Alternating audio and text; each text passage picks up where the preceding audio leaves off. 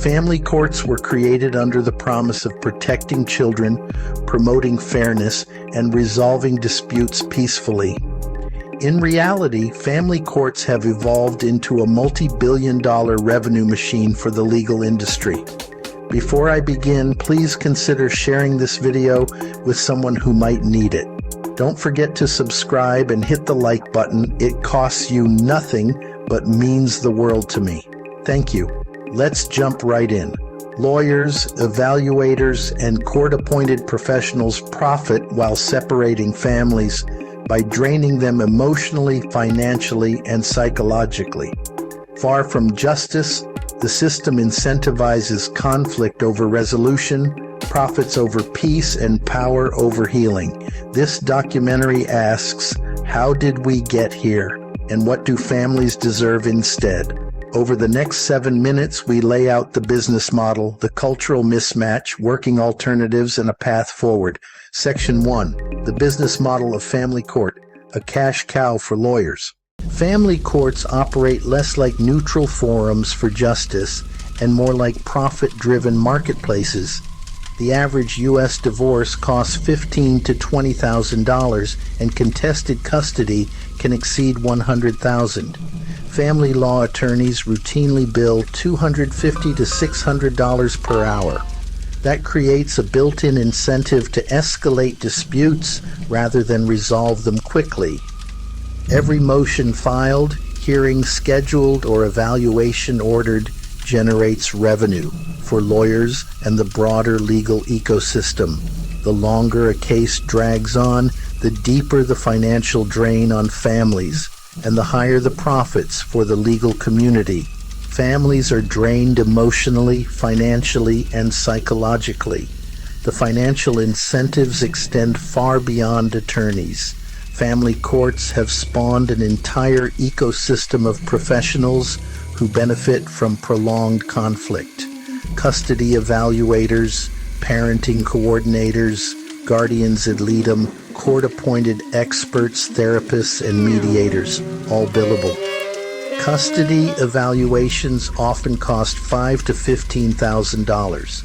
Parenting coordinators bill $200 to $400 per hour. Judges, overwhelmed by crowded dockets, often rely on these experts' recommendations, which drives even more costs. Family courts claim to act in the best interests of the child, but outcomes often depend more on money than on fairness. Parents with limited funds are pressured into cookie-cutter custody agreements to reduce the court's workload.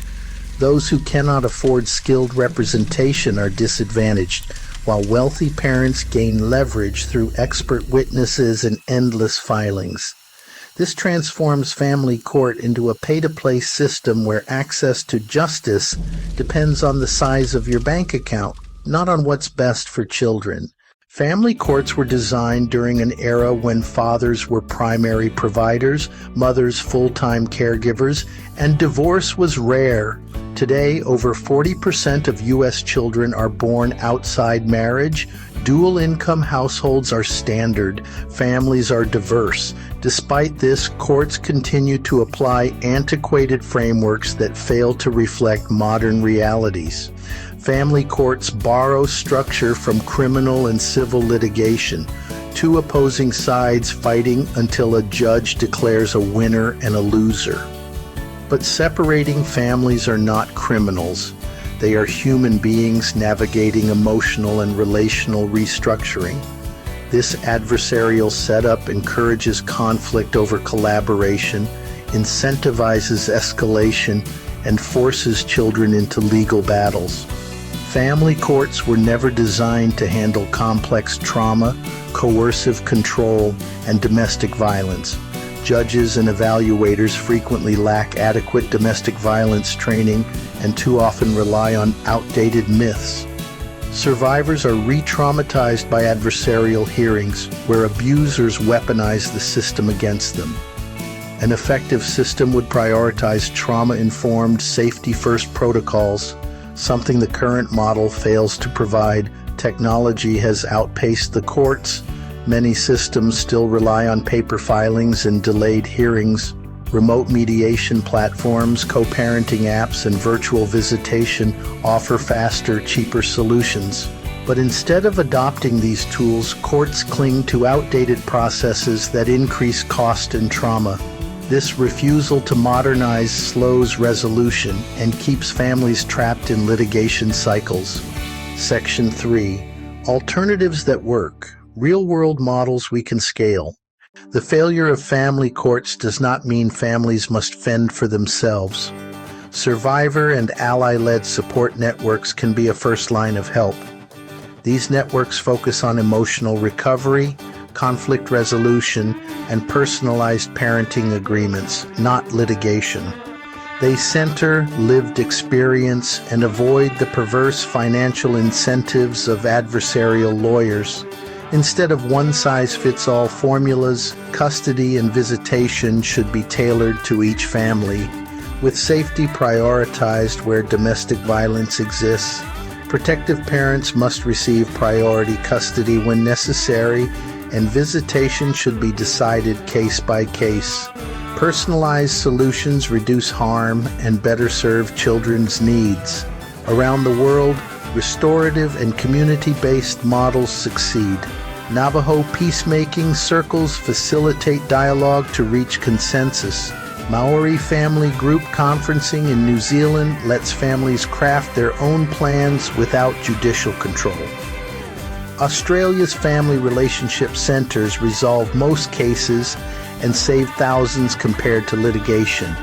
These approaches remove financial incentives for conflict and center families, not lawyers. When the profit motive is removed, cooperation rises and outcomes improve. Scaling these models requires funding for community-led services, survivor training programs, and publicly accessible mediation centers. Family courts are not broken, they are functioning exactly as designed, built on outdated assumptions and an adversarial structure that feeds conflict, built on gendered assumptions, structured as contests, and fueled by financial incentives that reward prolonged litigation. To truly serve families, we must replace, not merely reform, the current model. Make mediation the default. Use courts only when safety is at risk. De-incentivize conflict. Ban financial structures that reward prolonged litigation. Prioritize safety. Tailor custody to protect survivors and children. Leverage technology. Streamline agreements and communication online. Center lived experience.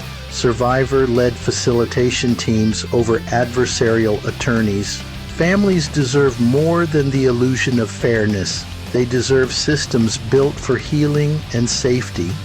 By studying global models, investing in community supports, and removing perverse incentives, change is possible. This is not about vilifying professionals.